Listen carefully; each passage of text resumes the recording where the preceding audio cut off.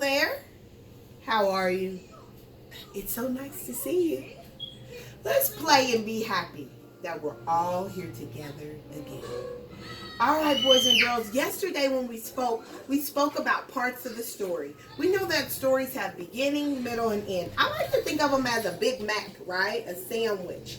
The top bun is the beginning of the story. Then you get to the meat and the pickles and the lettuce in the middle. And at the end, you have the bottom bun, right? So yesterday we talked about how the beginning of the story, a character and illustrator will introduce to you, or an author and illustrator will introduce to you the characters or the main character and the setting. And remembering that a setting is when and where a story takes place. When you get to the middle of the story, that's where you get your burger patty and your pickles and your lettuce and things. That's where we start seeing some of the plot develop, okay? The problems, the underlying issues, the driving force of the story, you're going to hear a lot of that happen here in the middle of the story. In this picture, you see Bad Kitty, and he's face to face with a polar bear, and that polar bear is not looking happy.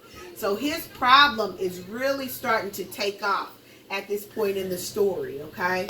We have a very gentle opening with introduction of characters and setting, and then in the middle, bam, we start seeing the growth of the problem or the conflict in the story. That's our plot, okay? Let's open up the book that we're going to use for the end of this week. You know, I like to kind of take picture walks before I start reading. Right away, at the beginning of the story, they've introduced our character, our setting. We now have a supporting character, and we know right away, sometimes you'll get a little bit of a glimpse to the plot in the beginning of the story, but here right away you can see there's going to be some type of conflict, right? Yep. And then here we go. And so it begins. And as we ease through to the middle of the story, the conflict is going to increase. Okay? Sometimes you hear people say the plot thickens.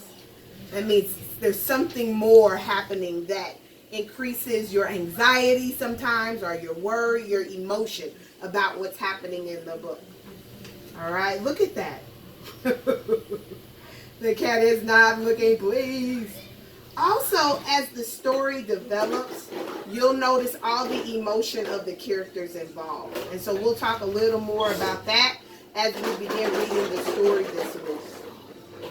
All right, look at that. Oh my gosh. Oh my gosh. Sometimes people say that with the plot or the conflict, it gets to a climax. That means a peak. Things get so intense that you're sitting on the edge of your seat. That's how you know it's a good story or a good movie, right? When that happens to you. A lot of that is going to happen in the middle of your text, okay, guys? I want you to pick your favorite book.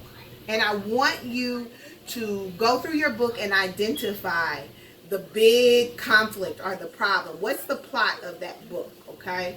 What was the big issue that happened in your favorite book? You can draw it and upload it in Google Classroom, or you can record a video. Either way, all right? Bye.